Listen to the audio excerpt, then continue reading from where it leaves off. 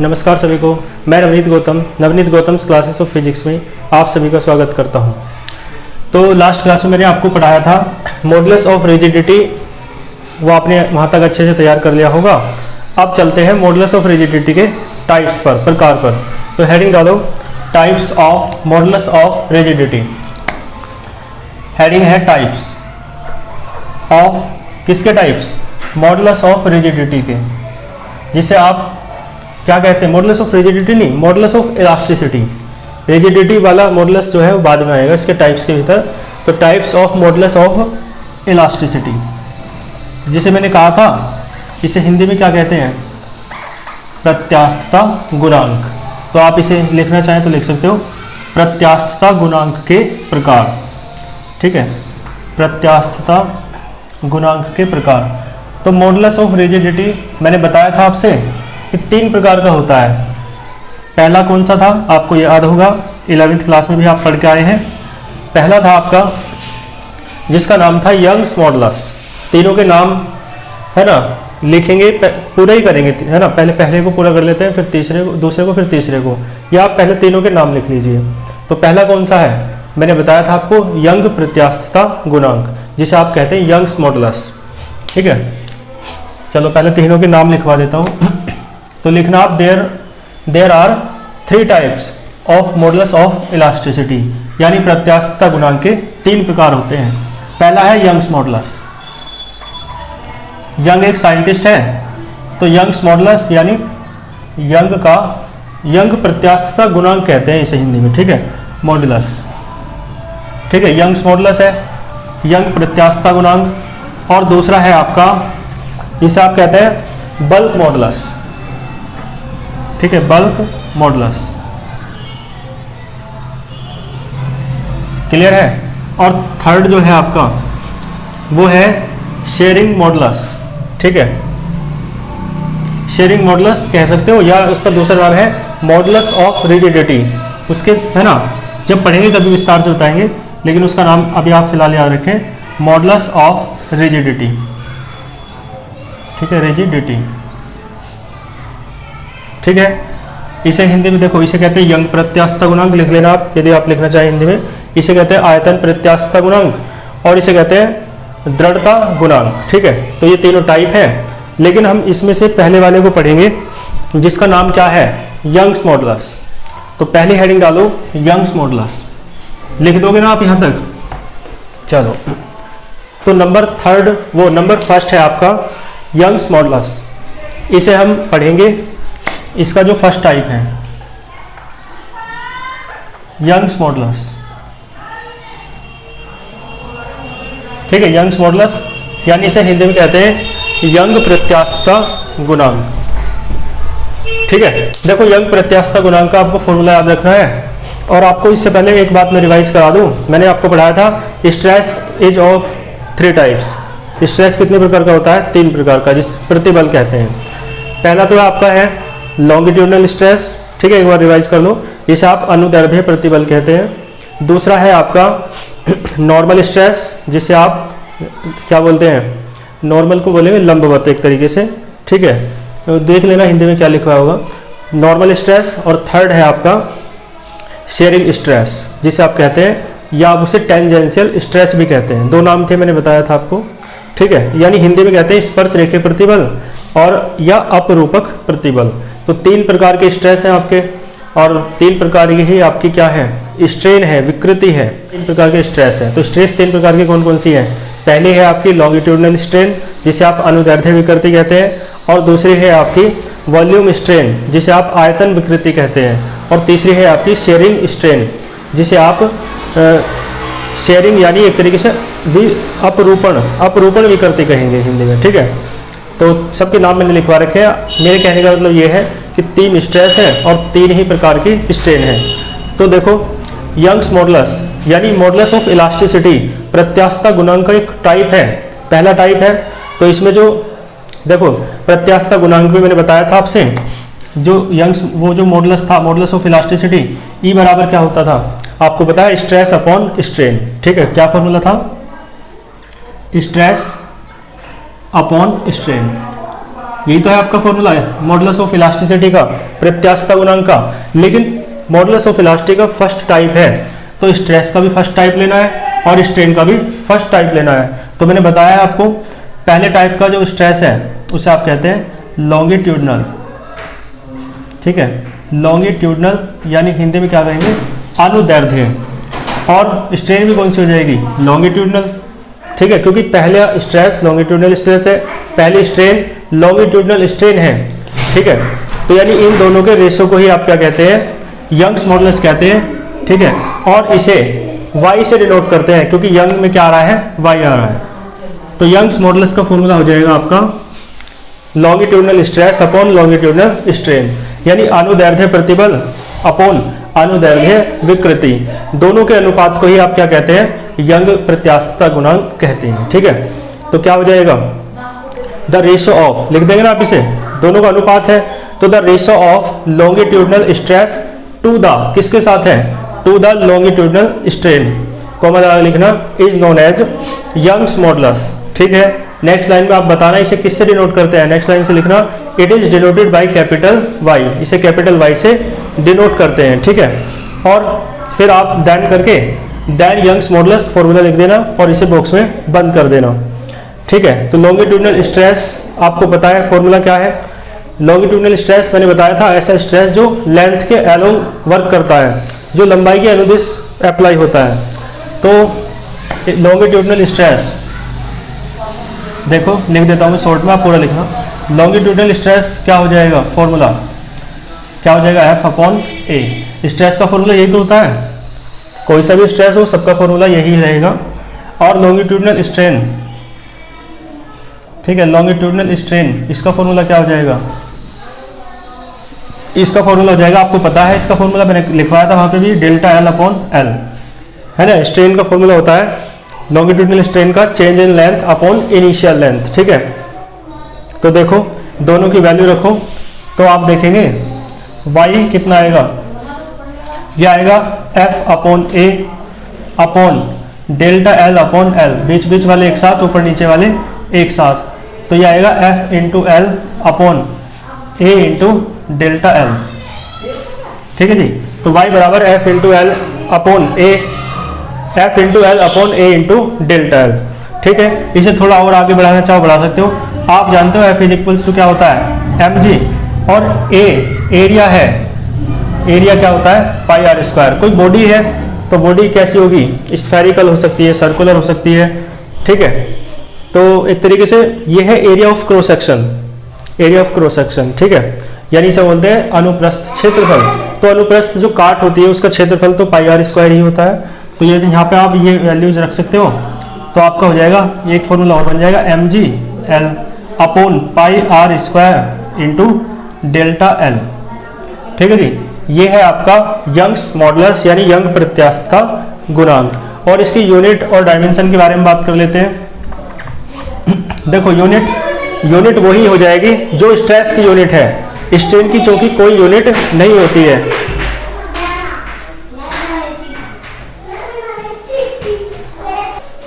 ठीक है। स्ट्रेस की कोई यूनिट, वो स्ट्रेन की कोई यूनिट नहीं होती है, और स्ट्रेस जो होता है उसकी यूनिट जो होगी वो ही यंग्स मॉडुलस की यूनिट हो जाएगी, ठीक है। तो इसका मतलब है लॉन्गिट्यूडनल स्ट्रेस की जो यूनिट होगी वो ही किसकी यूनिट होगी, यंग्स मॉडुलस की, क्योंकि स्ट्रेन की कोई यूनिट नहीं होती है। बताया था मैंने आपको, पता है आप सभी को। तो स्ट्रेस की यूनिट क्या होती है, स्ट्रेस यानी force upon area. Longitudinal stress हो या कोई सा भी स्ट्रेस हो, सबकी यूनिट क्या होगी, फोर्स अपॉन एरिया के अकॉर्डिंग होगी, न्यूटन पर मीटर स्क्वायर। तो इसकी यूनिट क्या हो जाएगी, न्यूटन पर मीटर स्क्वायर। तो इसकी भी कितनी हो जाएगी, न्यूटन पर मीटर स्क्वायर, ठीक है, न्यूटन पर मीटर स्क्वायर। क्लियर है। और इसकी डायमेंशन देख सकते हैं आप, डायमेंशन वही हो जाएगी जो मैंने स्ट्रेस के लिए लिखवाई थी आपको। स्ट्रेस की जो क्या होती है, देखो स्ट्रेस की मैं बता दूं आपको, फोर्स की होती है एम एल टी की पावर -2 और एरिया की होती है एल स्क्वायर। तो आप देखेंगे स्ट्रेस की कितनी निकल के आई थी, एम एल की पावर -1 टी की पावर -2। तो यहाँ पर स्ट्रेस की रख दो बस डायमेंशन की वैल्यू, और अपॉन स्ट्रेन की कोई भी डायमेंशन नहीं होती है, एल टू द पावर 0 कह सकते हो। तो कितना आया, ml⁻⁻1 T⁻⁻2। ठीक है, डायरेक्ट भी लिख सकते हो आप यही। ठीक है, तो ये क्या थे, ये था आपका यंग्स मॉडुलस, और उसके बारे में मैंने डेफिनेशन करा दी, फॉर्मूला करा दिए, जो जो एक्सप्रेशंस बन सकते हैं बना है ना, बताए, यूनिट और डायमेंशन। ठीक है, करो इसे, फिर सेकंड वाले पे चलते हैं। इसके बाद सेकंड वाले पे चलते हैं। सेकंड वाला है आपका आयतन प्रत्यास्थता गुणांक, जिसे आप कहेंगे बल्क मॉडुलस। ठीक है, बल्क मॉडुलस। ठीक है, हिंदी में कहेंगे आयतन प्रत्यास्थता गुणांक, लिख लेना। बल्क मॉडुलस देखो क्या होता है, इसका भी फॉर्मूला आप खुद समझ रहे हैं। देखो पहले वाला था यंग्स मॉडुलस, 3 है ना, 3 ही स्ट्रेस है, 3 ही स्ट्रेन है, 3 ही मॉडुलस ऑफ इलास्टिसिटी है। तो पहले वाले में जब आपने यंग्स मॉडुलस लिया तो पहला स्ट्रेस और पहली स्ट्रेन ली, और अब जब सेकंड मॉडुलस लेंगे तो सेकंड वाला स्ट्रेस और सेकंड वाली स्ट्रेन आ जाएगी। ठीक है, तो बल्क मॉडुलस जो होता है ना, उसे आप उसका फॉर्मूला होता है बल्क मॉडुलस, बताएं आप लोग क्या हो जाएगा। दूसरे वाला स्ट्रेस लेना है, और मैंने बताया था आपसे दूसरे वाले स्ट्रेस को नॉर्मल स्ट्रेस कहते हैं, अभिलंब प्रतिबल। ठीक है, नॉर्मल स्ट्रेस। और दूसरे वाली स्ट्रेन कौन सी है, वॉल्यूम स्ट्रेन, आयतन विकृति, वॉल्यूम स्ट्रेन। ठीक है, वॉल्यूम स्ट्रेन। तो इन दोनों के रेशो को ही आप क्या कहेंगे, अनुपात को ही क्या कहेंगे, बल्क मॉडुलस कहते हैं। ठीक है, तो आप डेफिनेशन लिख सकते हैं, the ratio of normal stress, ठीक है, to the volume strain, comma लगा के लिखना, is known as bulk modulus. It is denoted by, देखो इसे या तो कैपिटल बी से डिनोट करते हैं, या आप इसे डिनोट करते हैं कैपिटल के से। तो लिख देना, it is denoted by capital B और कैपिटल के। ठीक है, कैपिटल बी से या कैपिटल के से इसे डिनोट करते हैं, और इसका फॉर्मूला देखो क्या हो जाएगा। तो फिर आप दैन करके ये फॉर्मूला लिखना, इसे बॉक्स बंद करना। अब इसका एक्सप्रेशन देखते हैं, एक आध और क्या हो जाएगा। देखो आपको पता है नॉर्मल स्ट्रेस क्या होता है, फोर्स अपॉन एरिया, वो तो बिल्कुल सही है। और वॉल्यूम स्ट्रेन, देखो नॉर्मल स्ट्रेस जो होता है ना, उसे आप प्रेशर भी कह सकते हो। क्या कह सकते हो, प्रेशर। क्यों, क्योंकि देखो मैंने बताया था जो स्ट्रेस है वो स्केलर क्वांटिटी है, अदिश राशि है, प्रतिबल है ना, और जो आपका प्रेशर होता है, दाब होता है, वो सदिश राशि है, वेक्टर क्वांटिटी है। तो कहने का अर्थ ये हुआ, अब इसकी नॉर्मल स्ट्रेस है, नॉर्मल यानी परपेंडिकुलर, तो इसकी डायरेक्शन है ना, ये कैसा है, परपेंडिकुलर है। ठीक है, तो डायरेक्शन है, तो डायरेक्शन है, तो नॉर्मल स्ट्रेस जो होता है ना वो प्रेशर ही होता है। ठीक है, क्योंकि इसमें डायरेक्शन है, और मैंने बताया स्ट्रेस और प्रेशर में अंतर केवल किसका है, डायरेक्शन होने का या ना होने का। ठीक है, जिसमें डायरेक्शन हो वो प्रेशर है, जिसमें डायरेक्शन ना हो वो स्ट्रेस है। ठीक है, स्केलर क्वांटिटी स्ट्रेस है और प्रेशर क्या है, वेक्टर क्वांटिटी है। तो नॉर्मल स्ट्रेस क्या है, प्रेशर ही है। तो आप मान के चलेंगे कि किसी बॉडी पर डेल्टा पी प्रेशर अप्लाई किया जा रहा है या नॉर्मल स्ट्रेस अप्लाई किया जा रहा है। तो इफ डेल्टा पी है ना, बी द, ये क्या है, प्रेशर है, प्रेशर है ना, दाब, प्रेशर है, दाब है। और मैंने बताया इसे ही आप क्या कहते हैं, नॉर्मल स्ट्रेस कहते हैं। ठीक है, अभिलंब प्रतिबल।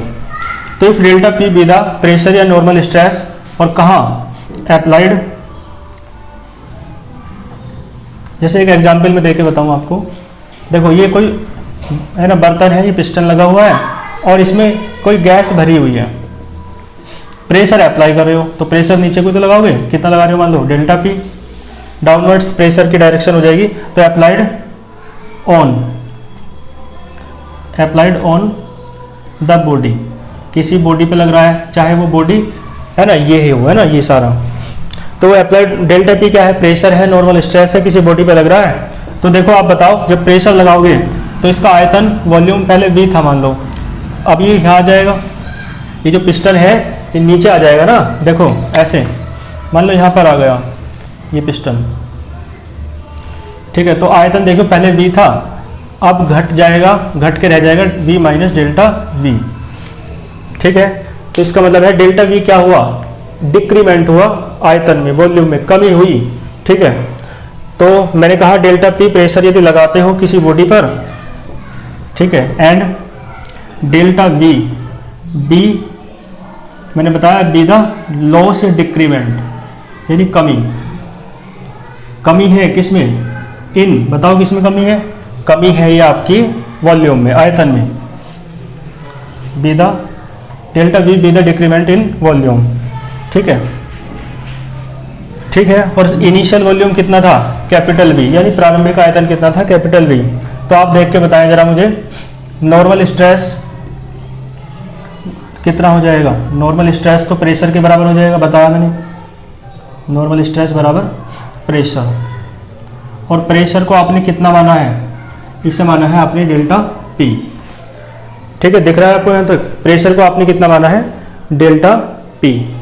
और देखो यहाँ देख लो, ये कितना हो जाएगा, वॉल्यूम स्ट्रेन,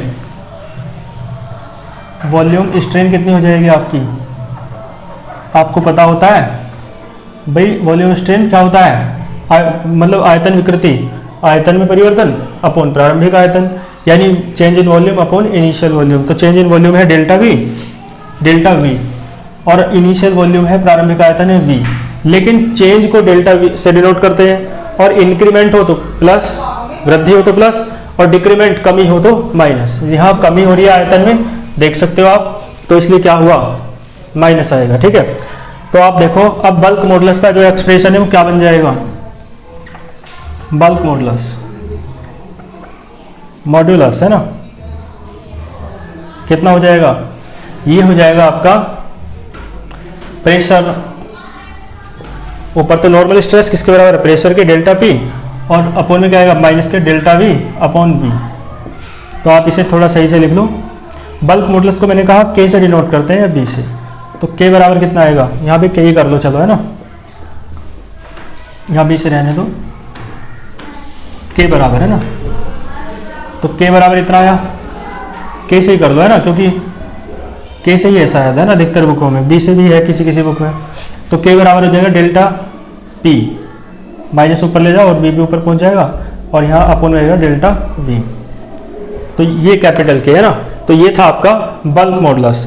और हम इसके साथ एक चीज और बता दूं आपको, बल्क मॉडुलस का जो रेसिप्रोकल है, देखो रेसिप्रोकल जो होता है उसे स्मॉल के से डिनोट करते हैं, 1 अपॉन कैपिटल बी कह लो या 1 अपॉन कैपिटल के कह लो, ठीक है। ये तो स्मॉल के है, देखो 1 अपॉन कैपिटल के क्या है, बल्क मॉडुलस।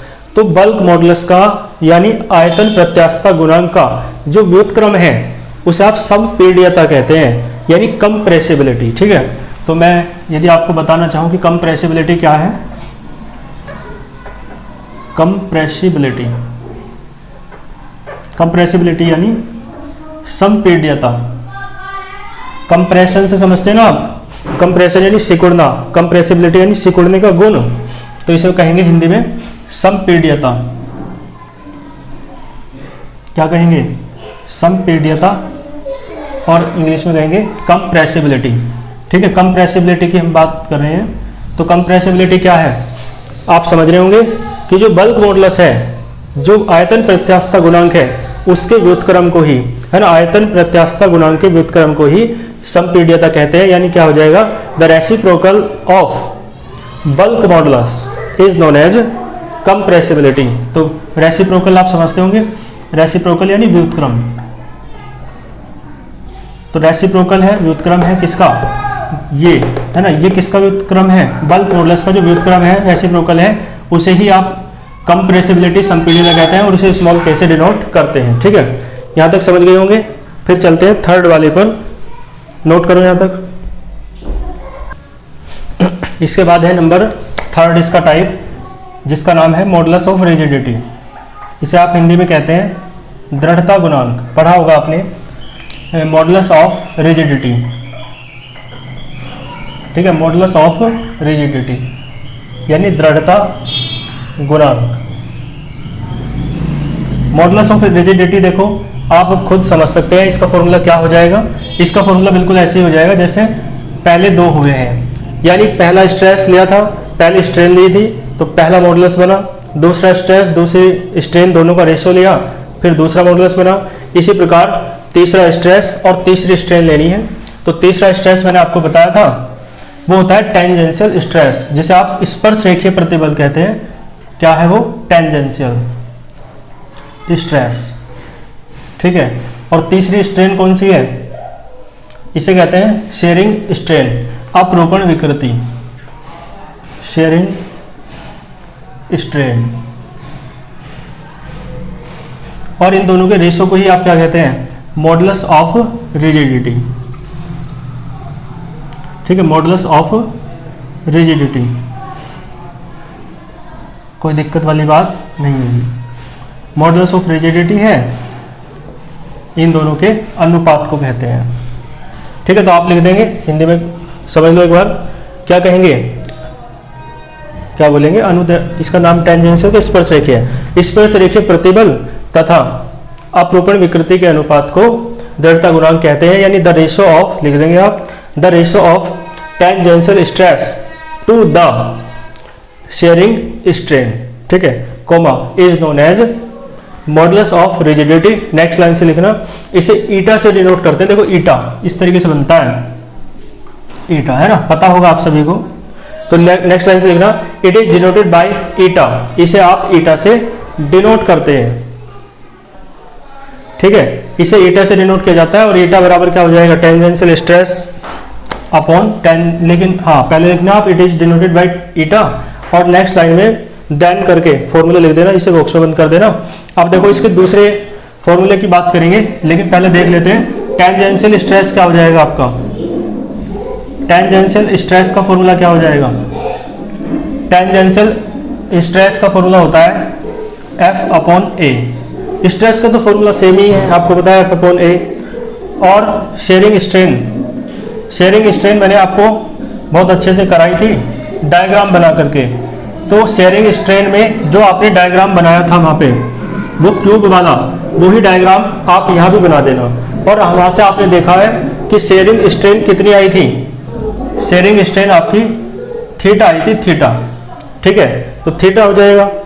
तो आप मॉडुलस ऑफ रिजिडिटी का जो एक्सप्रेशन आपको मिलेगा, ईटा बराबर F upon a upon theta. तो आपका जो एक्सप्रेशन बनेगा, ईटा बराबर F अपॉन ए इंटू थीटा। इसमें कोई भी दिक्कत आपको नहीं होगी। ठीक है,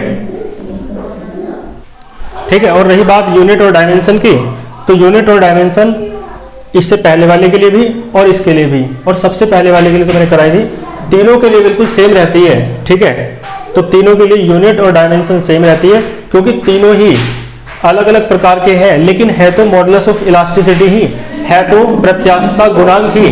ठीक है, करो यहाँ तक, आगे चलते हैं फिर।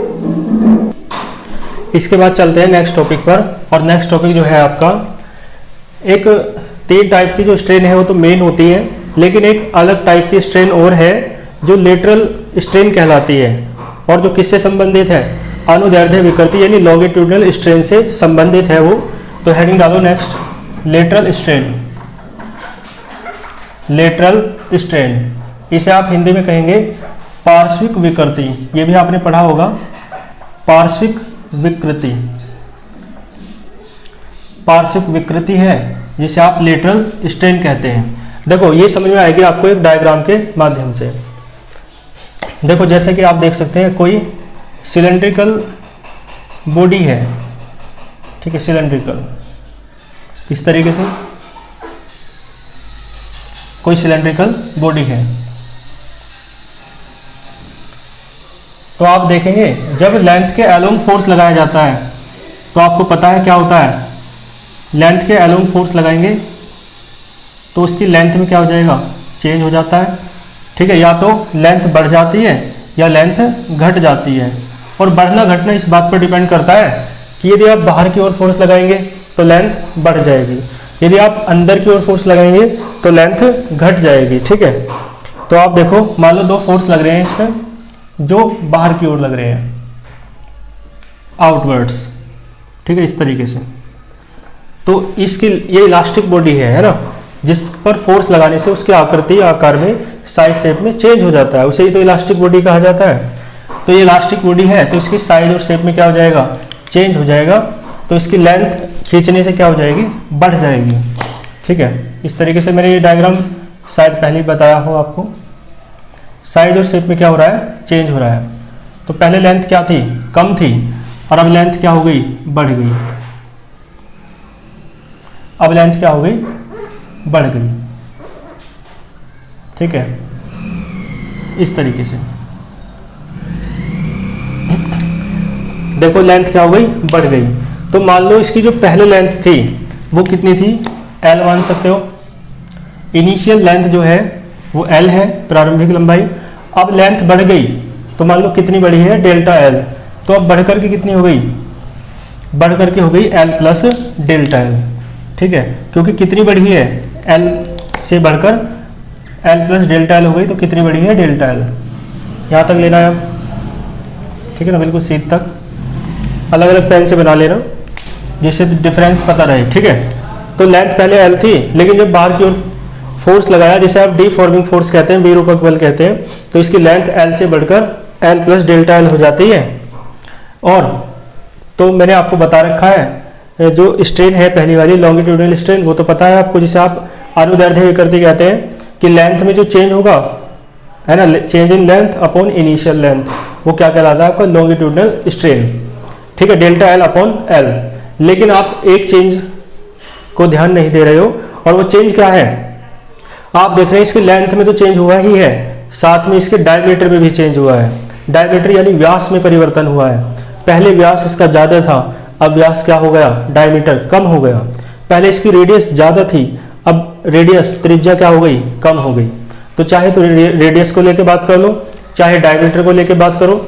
डायमीटर को लेके बात करेंगे तो पूरे की बात होगी, रेडियस को लेके बात करेंगे तो आधे की बात होगी। ठीक है, तो बात एक ही है भाई, जितना चेंज इधर है उतना इधर है, तो दोनों में से किसी एक को लेके बात कर लो, डायमीटर या रेडियस।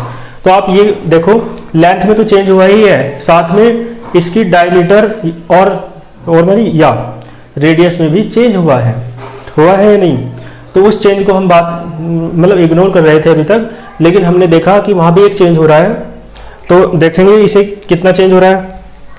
आप मान के चलो जो पहले इसका डायमीटर था, व्यास था, वो मान लो कितना था, कैपिटल D, और अब जो डायमीटर हो गया है घट करके, मान लो ऐसे ही मान लो पहले D था और अब घट के मान लो कितना हो गया, D माइनस डेल्टा D।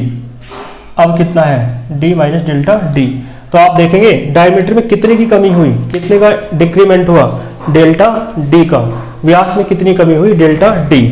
तो देखो बस यही बात है, यानी क्या कहेंगे, जो फॉर्मूला देखो, लेटरल स्ट्रेन जो है, लेटरल स्ट्रेन, ठीक है। लॉन्गिट्यूडिनल स्ट्रेन तो आपको पता है, इसमें लॉन्गिट्यूडिनल स्ट्रेन कितनी हो जाएगी, लॉन्गिट्यूडिनल स्ट्रेन अनुदैर्ध्य विकृति कितनी हो जाएगी, डेल्टा L अपॉन L। लेकिन इसमें आप लेटरल स्ट्रेन बताएं तो लेटरल स्ट्रेन बताएं कितनी हो जाएगी, डेल्टा D अपॉन D। ठीक है, यानी कहने का सीधा सा मतलब ये है कि जब किसी है ना बॉडी पर फोर्स लगाया जाता है लेंथ के अलोंग, ठीक है, तो उसमें लेंथ में चेंज होने के साथ साथ उसके डायमीटर में या रेडियस में भी चेंज होता है। तब चेंज इन डायमीटर और इनिशियल डायमीटर के रेशो को आप क्या कहते हैं, लेटरल स्ट्रेन कहते हैं। ठीक है, तब व्यास में परिवर्तन तथा प्रारंभिक व्यास के अनुपात को पार्श्विक विकृति कहते हैं। ठीक है, तो आप इसमें लिख लेना, क्या लिखोगे, लैंग्वेज में लिख दूंगा अच्छे से। मेन बात यही है कि when a force, when deforming force है ना, when deforming force is applied along the length के अलोंग लगाया जाता है, तो there will also a change, मतलब लेंथ के अलोंग तो चेंज होता ही है, लेकिन एक अलग चेंज भी होता है। तो there will also a change, ठीक है, इन द रेडियस और डायमीटर, रेडियस में भी डायमीटर में भी, ठीक है, रेडियस में भी डायमीटर में भी क्या होता है, चेंज होता है। तो there will also be a change in diameter और रेडियस ऑफ द बॉडी के रेडियस और डायमीटर में भी क्या होता है, चेंज होता है। Then the ratio of change in diameter to the initial diameter is known as lateral strain. ठीक है, बात समझ में आई आपको। ठीक है, तो बस ये थी आपकी लेटरल स्ट्रेन। इसमें आपको कोई भी दिक्कत नहीं होगी। तो आप समझ गए होंगे। एक बार मैं हिंदी में बोल देता हूँ। जब किसी वस्तु पर विरूपक बल लगाया जाता है तो उसकी लंबाई में परिवर्तन के साथ साथ उसकी त्रिज्या या व्यास में भी परिवर्तन होता है। तब वस्तु की त्रिज्या या व्यास में परिवर्तन तथा प्रारंभिक त्रिज्या या व्यास के अनुपात को लेटरल स्ट्रेन कहते हैं। तो मैंने कहा रेडियस भी ले सकते हैं, तो रेडियस ले लोगे तो फॉर्मूला ये बन जाएगा। त्रिज्या भी ले सकते हो, ठीक है। तो ये था आपका लेटरल स्ट्रेन यानी कि पार्श्विक विकृति। इसमें आपको कोई भी दिक्कत नहीं होगी, ठीक है। तो चलो नेक्स्ट हेडिंग डालो। लेटरल स्ट्रेन मैंने आपको समझा दिया है। यानी लॉन्गिट्यूडनल स्ट्रेन तो ऐसे है जब लेंथ के अलोंग बात हो रही है फोर्स की, और लेटरल स्ट्रेन कैसी है, यानी जो चेंज किसके परपेंडिकुलर हो रहा है, लेंथ के परपेंडिकुलर जो चेंज होता है उसे आप क्या कहते हैं, लेटरल स्ट्रेन कहते हैं, पार्श्विक विकृति कहते हैं, ठीक है। तो नेक्स्ट हेडिंग डालो, इसे कर लेना आप अच्छे से। लैंग्वेज मैंने बोल दी है, बाकी पीडीएफ नोट्स तो आपको ग्रुप में मिलते ही है। ग्रुप टेलीग्राम ग्रुप का लिंक है ना दिया हुआ है, आप वहाँ से जाकर ज्वाइन हो सकते हैं। वहाँ पर आपको क्लासेस का लिंक और साथ में पीडीएफ नोट्स मिलते हैं, ठीक है। चलो आओ नेक्स्ट हेडिंग डालो। पॉइजन्स रेशो, पॉइजन्स रेशो है ना, इसे हिंदी में कहेंगे पॉइसन निष्पत्ति। पॉइसन निष्पत्ति, निष्पत्ति यानी अनुपात। रेशो तो अनुपात होता है ना, तो निष्पत्ति भी क्या होता है, अनुपात। तो पॉइसन निष्पत्ति या पॉइजन्स रेशो क्या होता है। देखो आपको मैंने दो प्रकार की स्ट्रेन पढ़ा दी है। एक तो है आपकी लेटरल स्ट्रेन, एक तो है लेटरल स्ट्रेन और दूसरी है लॉन्गिट्यूडनल स्ट्रेन, ठीक है। तो इन दोनों का अनुपात आपको लेना है अब। तो इसका फॉर्मूला आप याद रखें और फिर आप इसकी डेफिनेशन लिख सकते हैं। तो देखो पॉइजन्स रेशो का मैं फॉर्मूला आपको बता दूं क्या होता है। पॉइजन्स रेशो है ना, इसका फॉर्मूला होता है, ये जो दो स्ट्रेन मैंने आपको पढ़ाई है, एक तो लेटरल स्ट्रेन और एक लॉन्गिट्यूडनल स्ट्रेन। तो लेटरल स्ट्रेन तो आती है ऊपर, लेटरल स्ट्रेन, और जो ये है आपकी लॉन्गिट्यूडनल स्ट्रेन ये आती है अपोन में, ठीक है, लॉन्गिट्यूडनल स्ट्रेन। तो आप समझ जाएंगे इन दोनों के रेशो को ही आप क्या कहते हैं, पॉइजन्स रेशो कहते हैं। तो आप क्या कहेंगे, आप लिखेंगे, ठीक है, ये है पार्श्विक विकृति और ये है अनुदैर्ध्य विकृति। पार्श्विक विकृति तथा अनुदैर्ध्य विकृति के अनुपात को ही पॉइसन निष्पत्ति कहते हैं। इसे सिग्मा से प्रदर्शित करते हैं। तो देखो the ratio of lateral strain to the longitudinal strain, the ratio of lateral strain to the longitudinal strain is known as Poisson's ratio. लिख देना, इट इज नेक्स्ट लाइन से, it is denoted by sigma, sigma से denote करते हैं, ठीक है। फिर next line में देन करके ये फॉर्मूला लिखना पॉइजन्स रेशो वाला और इसे बॉक्स में बंद कर देना, ठीक है।